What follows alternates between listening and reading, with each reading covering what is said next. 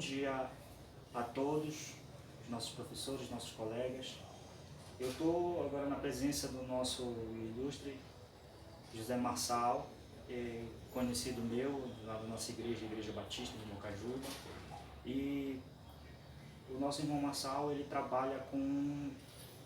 é missionário da nossa igreja e ele trabalha justamente nas comunidades quilombolas do entorno. Bom dia, irmão Marçal. Bom dia.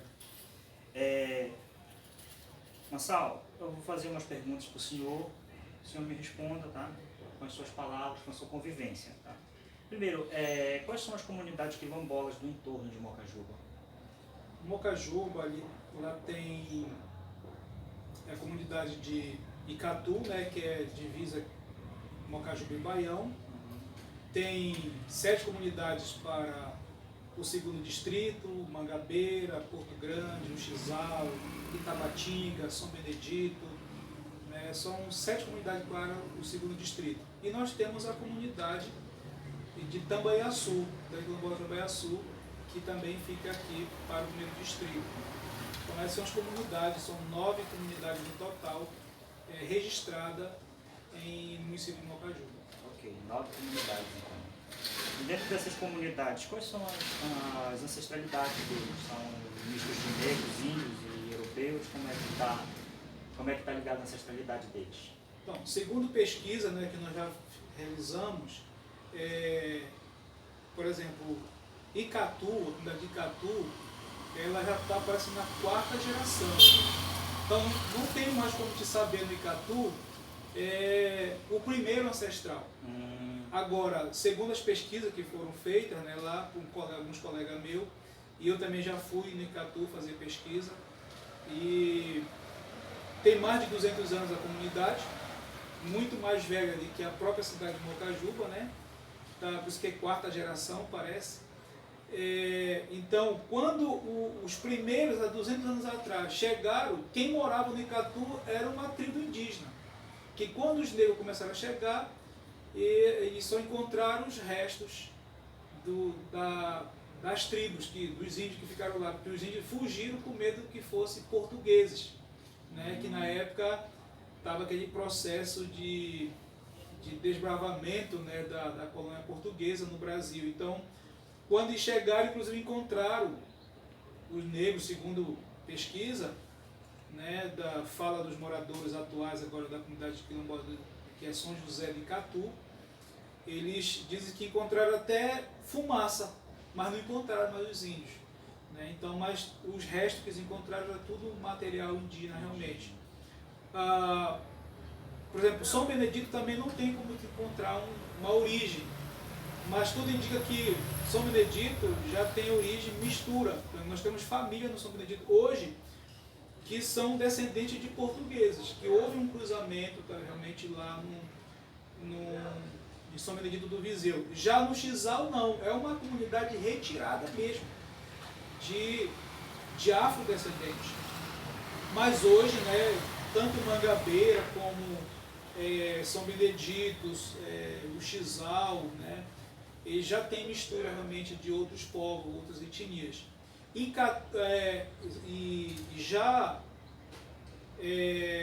Tambaiaçu, a história é muito engraçada, que é a comunidade que a gente mais atua, né, que é a nossa comunidade de pesquisa realmente, é descendente de uma família Neves, que saiu de dentro do quilombo de Icatu, veio para Tauaré, e do Tauaré eles começaram a trabalhar e ir para a região do Tambaí. E essa família Neves, que segundo a história também da origem da comunidade quilombola de Tambaiaçu, uma senhora chamada Bem-vinda Neves se casou com Luiz Eusébio de Souza. E ali começaram, né, o Luiz Eusébio se encontrou, que já trabalhavam na sua roça lá, se encontraram e acabaram formando o seu grupo, né, lá, e começaram a organizar essas comunidades. Mas hoje também a comunidade de Tambaiaçu, nós temos lá a moradora que é a descendente, a única filha viva do Luiz Eusébio de Souza, que é o fundador da comunidade, que é a tia Cecília, né, carinhosamente te chama de tia Cecília, está com seus 86 anos hoje. O marido dela ele era descendente de índio, ele era índio, né? Não sabemos hoje se realmente ele faz parte dessa tribo Anambé ou não, mas a característica dele, ele era indígena, o seu sobrenome é Lima, né? Todos que estão lá dentro da comunidade com o sobrenome Lima é que são descendentes do Agostinho de Lima, que é o nome dele, né? Ele é descendente. Então, lá dentro da comunidade de Tambaía Sul, nós temos descendente de índio devido a esse casamento da tia Cecília com Agostinho de Lima, e nós temos também uma família do irmão Bilaco, que se for lá, uma família branca, dentro da comunidade. Né? Então, são os únicos brancos da comunidade, e com isso nós temos, inclusive, alguns quilombolas brancos na comunidade, em virtude disso, mesmo sendo descendente de negro. Né? Nós temos alguns brancos, na verdade, que são aquilo que nós chamamos de... agora me faltou a palavra. Miscigenação? Não, quando perde a cor. Né?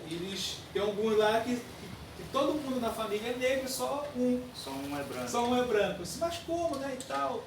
Aí, até na hora de se inscrever na universidade, né, para cota para negro, o pessoal diz, mas como é que tu é descendente? Tem que provar realmente pelo documento, pela declaração da comunidade, porque lá uma hora nasce um branco devido a essa mistura de famílias brancas na comunidade.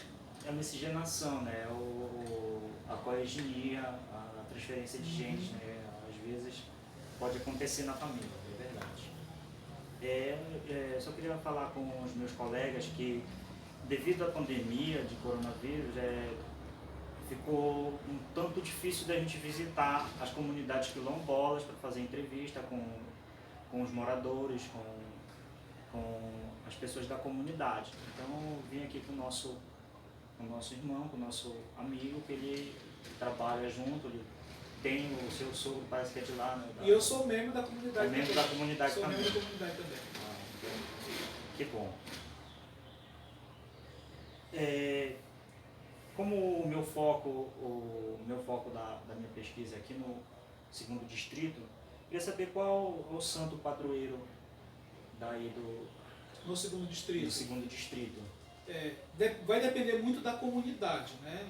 Por exemplo, tem Santo Antônio, o próprio São Benedito, na comunidade de São Benedito, mas mais abaixo tem Santo Antônio, tem São Pedro, que o nome do 2º distrito é São Pedro.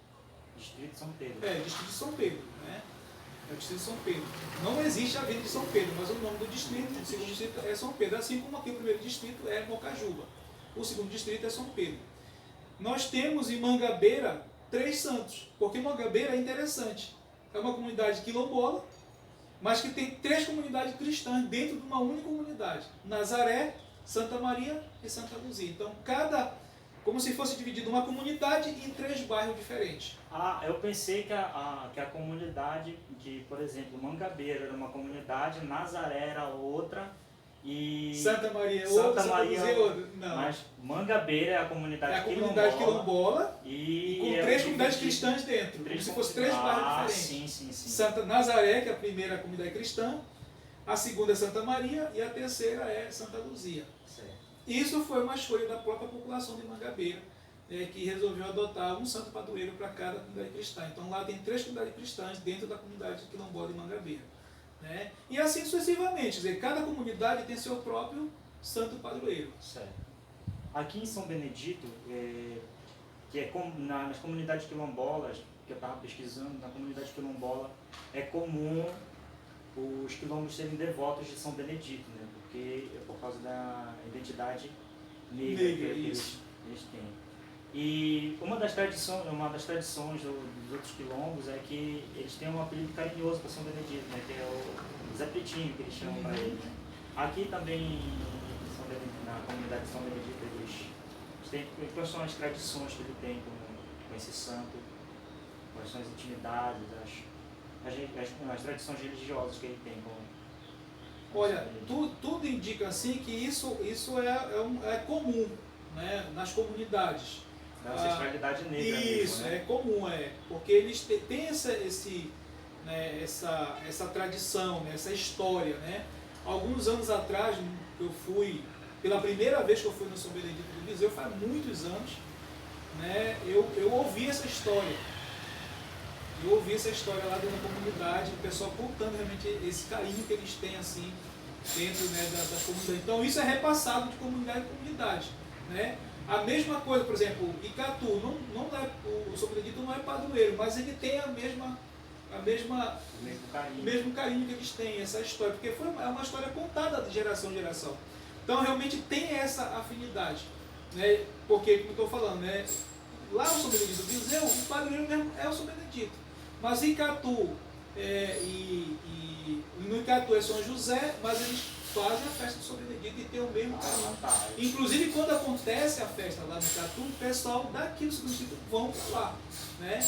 A mesma coisa, por exemplo, lá no Tambaí é São Luís, mas eles fazem, no período que tem a festa do São Benedito, eles fazem a festa como se fosse inclusive como se fosse um padroeiro mesmo da comunidade. Né? Então, continua esse mesmo carinho, né? Porque é repassado de geração em geração, contada essa história. Quais são, nesse sentido dos padroeiros, né, quais são as festas e as danças típicas desses povos, dos quilombolas? Geralmente, o que a gente pode ver, por exemplo, eu vou falar mais especificamente da comunidade Tambaí-Açu, além da festa do padroeiro, né, existe outros santos como São Benedito, como Nazaré, Conceição, que também é comemorado lá, é feito, não é igual do São Luís, que é o padroeiro da comunidade. Existe também nas apresentações, mas especificamente no período de 20 de novembro, que é a festividade que é comemorada nas comunidades quilombolas, a Consciência Negra. Então, geralmente é feito uma semana. E aí tem vários tipos de jogos. Né? Tem os jogos quilombolas, é feito todo tipo de jogos. Então, é feito o samba de cacete, são feitos alguns jogos tradicionais. Eu já fui lá, eu já participei de vários jogos, inclusive, todo ano eu sou convidado a fazer parte da organização da festa, dessa festa do período da Consciência Negra, né, que é o período do dia 20 de novembro. E aí, nesse período que realmente é a comunidade. Eu fui numa comunidade ano atrasado, que é Igarapé Preto, que é na Transcametá, né? E é interessante lá, como é divisa com praticamente três municípios, né? Cametá, parece que Oeiras e Baião, e é uma comunidade quilombola que fica nesse triângulo, né, de municípios. Eles conseguiram se organizar e a tradição quilombola continua a mesma. Samba de cacete, os jogos quilombolas, né, e a tradição inclusive de capoeira, né, que o pessoal continua fazendo lá. E a mesma coisa é um pouco ameno, né? Não tem tanto. Agora a gente está vendo alguns grupos de capoeira. Justamente. Por exemplo, no Tambaí não existe um grupo específico, mas tem o Quilambauê. Quilambauê no Tambaí-Açu, que é um grupo folclórico, digamos assim, criado dentro da comunidade. Eles constroem instrumentos próprios deles. Eles têm a própria música. Para se apresentar, eles não cantam música de outras pessoas, eles cantam a música deles. Né? O nosso querido vice-presidente Raimundo, que lá tem muito Raimundo no Tambaí-Açu. É um nome comum, né? Lá tem Raimundo, o Raimundo presidente, tem Raimundo vice-presidente, Raimundo do Conselho Fiscal, tem Raimundo para tudo que é lado lá. Então, o nosso vice-presidente Raimundo Caldas, né? Ele é o presidente desse Quilambauê. Então, eles se apresentam com um grupo teatral, apresentam danças, apresentam, né, a música, como eu falei, até construção de instrumento, que eu achei interessante. Então, existe realmente essa preocupação. E o forte lá realmente é o movimento jovem quilombola. Né? Nós fizemos, inclusive, lá o encontro de jovens, né, que veio jovens de todo aqui da região, né, lá para a comunidade. E veio jovens, inclusive, até de outras partes daqui, não da nossa região tocantina, mas do Pará inteiro, né, que veio jovens quilombola para esse encontro. foi o segundo encontro quilombola da região aqui do Pará. Eu achei interessante que o foco é muito forte, assim, a consciência, né, o empoderamento realmente desses jovens. E aí foi apresentados o Quilomboê para a gente lá, né, e apresentaram danças, apresentaram os instrumentos, tudo que eles fazem, inclusive o teatro, que foi maravilhoso lá. E a tradição do samba de cacete, que é feito no original, com o instrumento construído por esse grupo, mas a apresentação é feita pelos os mais antigos da comunidade, né? Os mais velhos que apresentam, que cantam as músicas, que tem as roupas da dança, realmente é uma coisa assim que a comunidade apresenta, né? Apesar, né, dessa perda, né, da identidade, assim, né? Porque hoje nós estamos no século XXI, né? E ainda existe um grupo realmente que permanece. A mesma coisa, eu já estive no Icatu, na última vez que nós fomos fazer entrevista lá, fazer uma pesquisa, à noite eles fizeram uma noite cultural, né, com a apresentação realmente. E também nós temos lá nosso querido Domingos Flávio, que também se preocupa em montar o seu grupo folclórico, canto músicas próprias também criadas, eu aprendi inclusive algumas, né, lá. E no Icatu eles têm até a tradição, né, da farinhada, né, do mutirão e tal, eles têm música própria que eles cantam com mutirão, coisa muito interessante realmente. Essas são duas tradições bem interessantes das comunidades que a gente conhece aqui da nossa região, né, que é o samba de cacete e a farinhada aqui no Icatu. Isso. Fale-nos um pouco sobre essas duas tradições. A farinhada, né, que existe o mutirão, né, que na verdade é o mutirão, o nome da música, eles é cantado porque assim, existe toda uma preparação do mutirão. Um professor nosso da universidade, ele foi para uma comunidade dessa, que não foi no Icatu, né? E aí, olha, vai ter mutirão e tal. Eu quero participar do mutirão, porque eu já ouvi tanto falar da comunidade quilombola, que participa do mutirão. Aí levaram ele para fazer a preparação. Só que nós temos que ir um dia antes, amanhã o mutirão, mas hoje não vamos fazer a preparação. O que vocês vão fazer hoje? Nós vamos atrás de maniva para o mutirão. E aí levaram ele para maniva. Só que o pessoal lá, né, os alunos dele, sacanearam com ele e fizeram aquele feixe imenso de maniva, de mandioca, né? E fizeram não fizeram grande, mas os dele, dos alunos, eram grandes, são acostumados, e fizeram um pequeno para ele.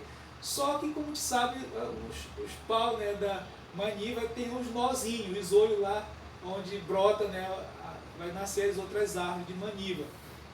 E ele, sem ser acostumado a fazer o traslado desse feixe, né, que é uma tradição lá dessa comunidade, no outro dia ele não conseguia nem mexer com os ombros. Então existe essa preparação, aí no outro dia foi, né, o pessoal já estava lá, tem a música, aí começa a música, né, a música do mutirão, e aí quando o pessoal começa a música, aí começa o pessoal, cada pessoa que vão citando, por exemplo, lá vem os cavadores, né, aí entra os cavadores cavando, aí lá vem os plantadores, né, na música, aí o pessoal já vão entrando, quer dizer, vão cantando e a música vai. A música vai saindo, né, e aí o pessoal vai entrando na música e já vão fazendo o serviço. É uma coisa interessante, né? É uma tradição que também está se perdendo hoje, o mutirão, infelizmente, nas comunidades quilombolas. Já não se vê mais aquele mutirão, por exemplo, eu vou fazer meu roçado, né, que é uma das preparações, eu convido a sua família, convido a outra família, né, e aí depois tem aquela troca de serviço desse mutirão. E também no Icatu ainda fazem isso, né? No Icatu ainda fazem isso, desse mutirão. O samba de cacete realmente ele é tradicional na apresentação de alguns eventos, como por exemplo feira lá, tanto no Tambaí quanto no Icatu. Essas duas comunidades, devido a ser muito próximas, de ser que a origem, né, do Tambaí vem da família Neva do Icatu, então tanto numa comunidade como na outra também fazem feiras da agricultura familiar. E nessas feiras existe apresentação, também apresentado o samba de cacete. Geralmente o samba de cacete é apresentado primeiramente pela equipe mais velha da comunidade, né, os veteranos, e aí depois a dança, os instrumentos são trocados pelos mais novos até chegar nas crianças até chegar nos menores, que são os futuros, né? O pessoal que vão tocar realmente para não perder a tradição. Ou seja, vão passando de geração passado de geração em geração. Para não perder a tradição. Isso, para não perder. Então é interessante, né, que eles vão fazendo essa troca na hora da apresentação. Né? Daqui a pouco já tem um outro grupo mais jovem cantando, e tem um grupo que já está tocando mesmo lá. E é interessante que é feito na apresentação essa troca. Vai sendo trocado. E eu tive o privilégio de conhecer tanto do Tambaí como do Catu um material. E como é feita aquela preparação. O instrumento tem que ser afinado na hora, né? Pelo menos meia hora antes, tem que botar o negócio de uma vela quente. Eu não sabia, senão aqueles tambores ficam todos desafinados e não presta para tocar. É incrível, porque é feito de couro de animal. E é feito todo o processo, ele é afinado com vela quente. É interessante. Então essas duas tradições realmente ainda estão vivas nas comunidades. Né? Eu não tenho muito contato com o segundo distrito, né? Mas é assim, mas também não existe um grupo, né, do pessoal do segundo distrito que atua, porque o segundo distrito é grande, são 7 comunidades e cada uma tem a sua característica. Né? Lá no Xizal, no Tabatinga, né, eles são mais fechados, são comunidades bem longe. O Xizal fica a 9 quilômetros de Mangabeira. Né? Então são bem retiradas, assim, então a gente não tem um acesso muito propício assim, para a gente. Mas então, assim, eu tenho assim, mais a facilidade de chegar realmente no Icatu e no Tambaiaçu, onde a gente é membro da comunidade. Mas essas duas tradições realmente é muito forte nessas duas comunidades. Muito forte, certo. Quais são, a gente já falou um pouco dessas culturas, né? O povo quilombola ele também tem as suas lendas, né? Que às vezes muitas vezes eles segregaram dos indígenas, né? Pegaram algumas lendas dos indígenas e botaram nos seus costumes. Quais são as lendas que eles têm, que eles acreditam nas comunidades quilombolas? Olha, existe, por exemplo, como Tambaiaçu teve esse contato com o indígena, então eles acabaram, né, absorvendo algumas culturas. Mas hoje já não se vê muito a questão de lenda. Mas o que eu acho interessante, por exemplo, que no Rio Tambaí tem boto. Que não é nem rio, é um garapé. Tem boto. E muita gente, meu amigo, tem medo desse boto lá. Que boto, existe a história de que boto assombra, existe aquela história de que o boto engravida a menina. Né? Então isso veio repassado, de geração em geração. Se um pescador encontrar com esse boto, eu já ouvi história de um pescador lá que ele pegou mais de 30 peixes. Para ele, com medo do boto, ele praticamente deu tudo o peixe para o boto. Meu Deus. Com medo do boto, ele jogava o peixe dentro do casco para o boto e remava até chegar no porto para ele subir para a casa dele. Ele ficou 15 dias sem ir para o rio com medo desse boto. Então existem várias lendas, mas hoje já não se vê tanto, né, devido à mudança. Né, que eu estou falando, nós estamos no século XXI, então essa nova geração já não vê isso como muito forte, né, da lenda. Mas a questão do boto na Bahia ainda é muito presente. Aquela questão, por exemplo, de não ir para o mato, se tu não pedir permissão para ir para o mato, isso é muito forte da lá. Ninguém vai caçar se não pedir permissão para a mãe natureza. Né? Ninguém vai caçar, por exemplo, num período de Semana Santa. Né? Existe um caso verídico de que um jovem deu um tiro num rapaz porque ele viu um veado. E na verdade era o rapaz que vinha andando, e era Sexta-feira Santa. Né? Era Sexta-feira Santa. E aí, quer dizer, então existem essas questões lá no Tambaiaçu, né? Que as pessoas não vão para o mato. Né? Se alguém vai para o mato, vai até roçar, por exemplo, fazer um roçado de mandioca, para plantar mandioca, plantar milho, arroz, fazer o seu roçado da agricultura familiar. Eles pedem permissão para a natureza. Né? É uma cultura, isso vem sendo passado de geração em geração, até para os mais novos. Os caçadores e pescadores mais novos seguem a mesma orientação. Faz parte da cultura deles. Da cultura realmente da população lá, da comunidade. E isso eu ouvi da boca dos próprios moradores em entrevista com eles, quando fizemos a pesquisa lá. Certo. Como é que a gente chegou nessa parte, né, de caça, pesca, roça, né? Quais são os meios de sobrevivência deles, os meios de vida, né, que eles têm? São, no caso da caça, pesca, extrativismo, roça, como é que eles sobrevivem?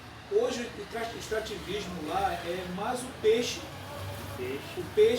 e os vegetais, né? Aconteceu um período nos anos 80, 90, que foi o ciclo da pimenta do reino em Mocaju. E a comunidade quilombola Tambaiaçu, ela surge a partir já de 92. Só que a partir de 92, a área que foi demarcada já tinha sido devastada pela plantação de pimenta. E quase todo mundo lá da comunidade plantou pimenta do reino. E com isso, né, devido à plantação do pimenta do reino, hoje você plantava aqui, derrubava 4 hectares de terra. Para quem tinha um lote de 250 por mil, quer dizer, em 5 anos, acabou com o seu lote plantando pimenta. Então hoje, por exemplo, nós temos no território quilombola Tambaiaçu, nós temos pouca área de mata preservada, que é o caso da região do meu sogro, que existe matas preservadas lá, mata mesmo.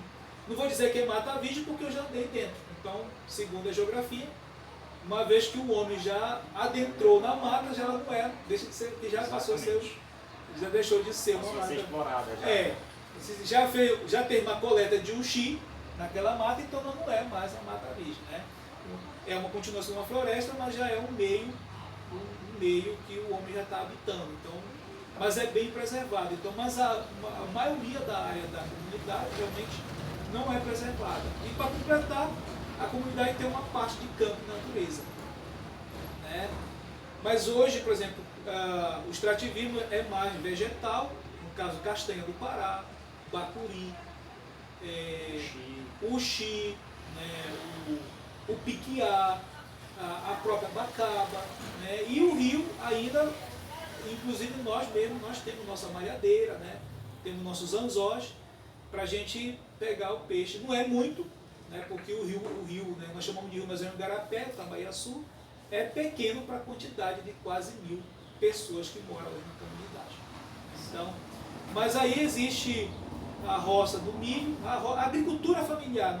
Você faz uma roça e dentro dessa roça você tira o jongome, você tira o maxixe, a abóbora, a melancia, o milho, né? O milho para fazer a pamonha, né? Aquele negócio todo. E você também tira o arroz e tira, por último, a mandioca para fazer a farinha. Fazer a farinha de mandioca e também, para quem gosta da tapioca, né? Também ter seu, que é o nosso caso, comer o beijuzinho ali toda de manhã no café, que é uma delícia. Que é uma delícia, né? Então, quer dizer, é uma cultura nossa lá, né? Mas hoje a questão da pimenta do reino, por exemplo, eu praticamente já nem vejo poucas pessoas realmente que estão investindo em pimenta do reino, porque é uma coisa que você planta hoje, daqui com 5 anos você não tem mais. Então tem que plantar de novo. Tem que plantar de novo. Então eu vejo que o pessoal está aprendendo. E sim, a novidade agora é a criação, que está voltando. E hoje, com a novidade da tecnologia, a criação de peixe em cativeiro e também do frango caipira em cativeiro, né? Que isso tem ajudado, inclusive, na economia da comunidade, tem fortalecido a economia da comunidade, né? Lá dentro da comunidade do Tambaiaçu, especificamente. Ou seja, hoje está voltando o cultivo da piscicultura, né? Que é muito comum, já está muito comum hoje nas comunidades, nos interiores, né? Cada morador tem o seu tanque, o seu açude e cuidar dos peixes e certo período retirada para tanto para a maioria pra lá alimentar, quanto para a maioria, no caso nós, por exemplo, nós estamos na preparação de 2 tanques pequenos, né? Que é justamente para nossa vivência, né? Não é uma coisa assim, não criar peixe aqui, não. Na verdade, cada tanque deve pegar uns 300 peixes. E esses 300 peixes vai ser para a manutenção das nossas famílias, porque não será uma família, será um consórcio de 2 famílias, né, para poder trabalhar. E estamos também planejando já a estrutura da criação, né, vamos dar continuidade à criação de caipira em cativeiro também, mas também, né, número limitado só para consumo. E o excedente a gente vai oferecer nas redes sociais para quem quiser por encomenda, né? A gente, mas não vai ser assim, não, vamos fazer isso aqui para vender. Fica a dica aí, pessoal, quem quiser comprar aí, caipira. Nós já começamos em 2017, né? Pode me perguntar o número dele que eu passo. Nós começamos em 2017, né, com criação de tilápia e também de caipirão. Aí só que nós temos que retornar aqui para a cidade devido a outros trabalhos. E aí, mas agora, estamos retornando, se Deus quiser, se acabar aqui a pandemia, se Deus quiser, nós vamos estar retornando de novo para a comunidade para poder trabalhar essa questão que eu vejo. E nós estamos com a ideia de fazer um pomar também. Um pomar, né? Nós temos uma área lá boa para fazer um pomar, então a gente pretende fazer um pomar também, né? Uma diversidade ali, muito bacana, se Deus quiser. Isso é muito comum nas comunidades quilombolas, né? O extrativismo vegetal, a piscicultura, ou seja, a pescaria, a caça, certo? E também o plantio de roça, de pomares, né? Para as pessoas terem o seu próprio sustento. Muitas vezes a farinha, a gente sabe que hoje a farinha é vendida, eles fazem a farinha lá e trazem para vender aqui, né? Isso, abastece o comércio já da cidade. Abastece o comércio da cidade, certo? Isso a gente vê que é muito comum no nosso andar, na nossa cidade. A gente vê essas culturas chegando aqui, tem casas de farinha que são muito famosas na cidade, né? Como as casas de Areião, de lá, propriamente de lá do Tambaiaçu, dos distritos de Mocaju. E o mais famoso mesmo é o Xizal. O Xizal, né? O Xizal, ele tem... eu não sou da comunidade lá, do segundo distrito do Xizal, mas a farinha de lá é boa. Farinha de tapioca, farinha de mandioca é tudo de bom. E é a comunidade mais afastada realmente que tem da cidade e das outras comunidades mesmo, é a mais isolada que tem. São eles, né? Então são características, são culturas que o povo quilombola tem. E a farinha é uma delas, né? E é uma herança indígena. Herança indígena. Herança indígena. Certo. E para a gente encerrar, a gente vai falar sobre um assunto, nós temos mais 2 assuntos para a gente falar, mas a gente vai encerrar aqui com 2 perguntas e uma só. Os moradores mais antigos, eles têm aquele costume de eles não se conhecerem pelo nome próprio, pelo nome de nascimento, né? Eles se conhecem pelo apelido, certo? Olha, foi difícil para mim. Ó, assim, chamar as pessoas mais antigas pelo apelido é uma dificuldade que eu tenho. Eu gosto de usar o nome. Mas se você chegar lá no Tambaiaçu e procurar lá seu Manuel das Graças, vai ser difícil. Então, se você chegar lá e perguntar onde é a casa do Raimundo, como eu falei, tem um presidente, vice-presidente e o conselho fiscal. Um dos conselhos fiscais é Raimundo. Os três são primos. Todos os 3 são na mesma família. 2 são primos, o presidente o do conselho fiscal e o vice-presidente é sobrinho dos 2, né, que é filho dos irmãos. Mas aí, olha, um Raimundo é Dico, o outro é Mundico, e aí o Manuel de Graça é Manduca, tem o senhor mesmo, né? O seu nome é José Marçal. José Marçal é Zeca. É Zeca, todo mundo conhece como Zeca. Aí lá tem lá tem o Bilaco. Aí já botaram outro Tio Bila nele, mas o nome dele é Olavo. Não, porque no Olavo tem o Olavo Bilaco. O Olavo Bilaco. Olavo Bilaco, que é famoso, né? E aí como o nome dele é Olavo, botaram de Bilaco. E aí depois já reduziram, Tio Bila. Hoje chega lá, onde é a casa do Tio Bila? Aí olha, aquela casa bem ali, que é o porto lá, que a gente desce para tomar banho lá no Tambaí, no Garapé lá. Vamos tomar banho, vou lá no porto do Tio Bila. Quer dizer, não é mais Bilaco, e nem Olavo, que é o nome dele. Então, chega onde é a casa do seu Olavo, ninguém vai saber. Onde é a casa do Bilaco ou do Tio Bila? Aí vão me indicar onde é. Onde é a casa do Teneca? Vão dizer. Mas onde é a casa do seu Enéas?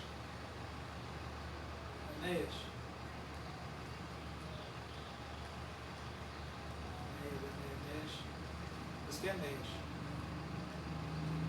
Nem ele sabe.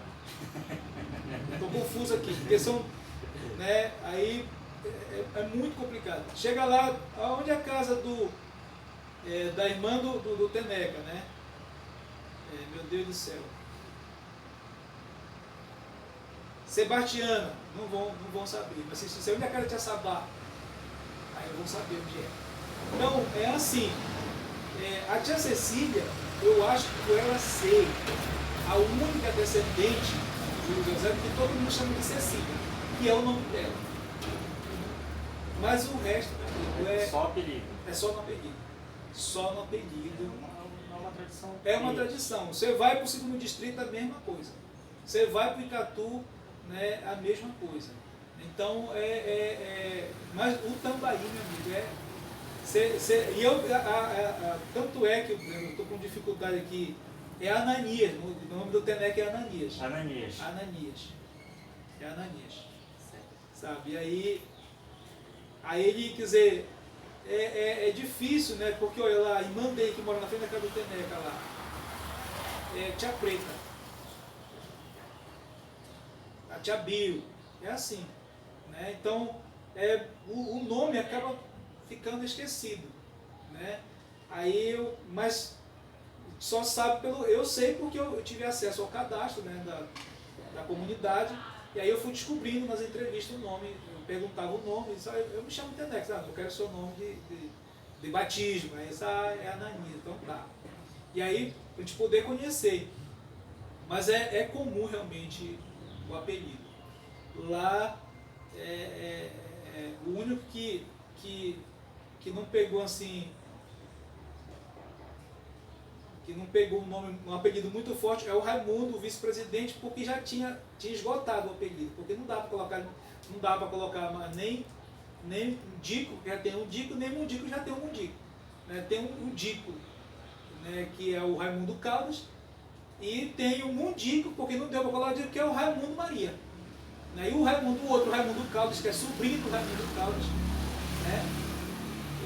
Não tem como botar Dico nem Mundico, então fica o Raimundo mesmo. Então é o único que a gente conhece lá, com o Raimundo é o vice-presidente da comunidade. Certo. Certo. Então, eu estive hoje com o José Marçal, como já disse, ele é conhecido nosso da igreja, nosso irmão da primeira igreja batista de Mocajuba. Ele é obreiro missionário lá em Tambaiaçu, também é obreiro da congregação batista em Guariba. E eu estive falando hoje com ele, que é um tema tão importante agora nesse momento que nós estamos vivendo, né? Nos Estados Unidos estão tendo vários protestos contra o racismo e justamente contra as pessoas que são de cor negra, são afrodescendentes. Então, eu acho que é muito importante a gente ter falado desse tema sobre os quilombolas, sobre os descendentes negros, porque eles estão enraizados na nossa árvore genealógica, né? Nossos ancestrais.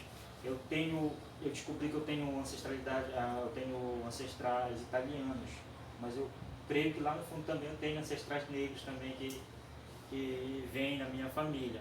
Mas assim, pelo momento eu achei muito importante falar sobre os quilombolas, porque é um povo tão importante para nós e é um povo que estão perdendo tantas tradições no momento, no andar do século, com a entrada da tecnologia, do mundo secular, de outras culturas dentro das comunidades quilombolas, certo? Isso, por exemplo, um tema muito importante, porque tanto os Estados Unidos como o Brasil ele foi construído com serviço escravizado, né?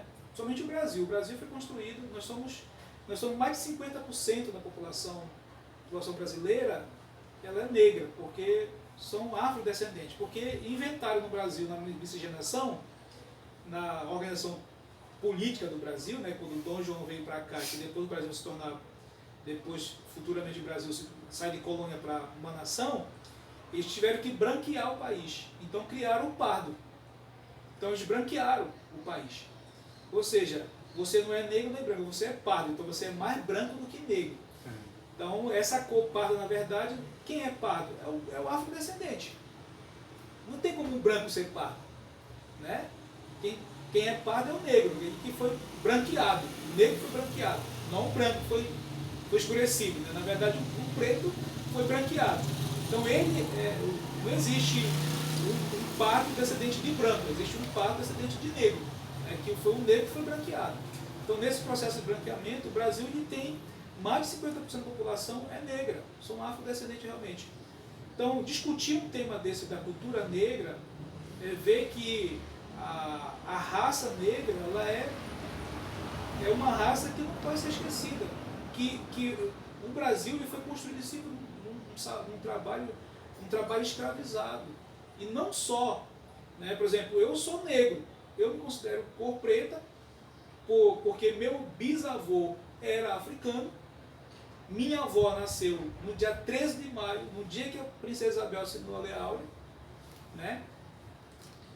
Mas o meu avô foi chefe de um quilombo, que hoje é quilombo de São Benedito, ali abaixo de Vila do Carmo, que um primo meu lá é presidente da comunidade já organizada. Já. Você é descendente direto de negros escravos, Isso. né? Meu avô foi escravizado, meu bisavô, o pai da minha avó, ele foi escravizado e conseguiu fugir do engenho, ele mais 10 pessoas, 10 homens que um deles é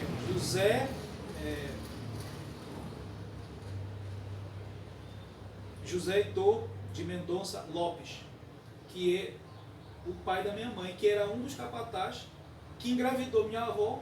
É uma história muito interessante e longa, né, que engravidou minha avó, que veio ser meu avô, José Heitor de Mendonça Lopes.